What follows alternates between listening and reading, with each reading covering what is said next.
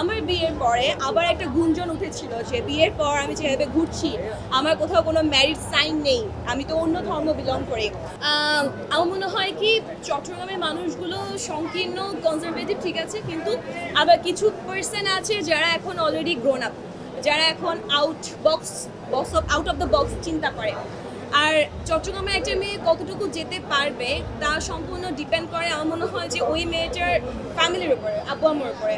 যদি আব্বু আম্মু অনেক বেশি সাপোর্টিভ হয় তাহলে আশেপাশের মানুষ, পাড়া মহল্লা অনেক কথা বললেও না একটা সময় গিয়ে চুপ হয়ে যায়, কারণ ফ্যামিলি সাপোর্ট করে। যেমন আমার বাবা মা আমি পেয়েছি প্রচণ্ড supportive. On the other hand আমার বিয়ের পরে আবার একটা গুঞ্জন উঠেছিল যে বিয়ের পর আমি যেভাবে ঘুরছি আমার কোথাও কোনো ম্যারিড সাইন নেই, আমি তো অন্য ধর্ম বিলং করি, তাহলে এই সাইন কী করে হবে, এই এক্সেট্রা এক্সেট্রা। বাট ঠিকই কিন্তু আমি আমার পথে হাঁটতে পারছি কারণ আমার হাজব্যান্ড সাপোর্টিভ এবং আমার ইনল সাপোর্টিভ।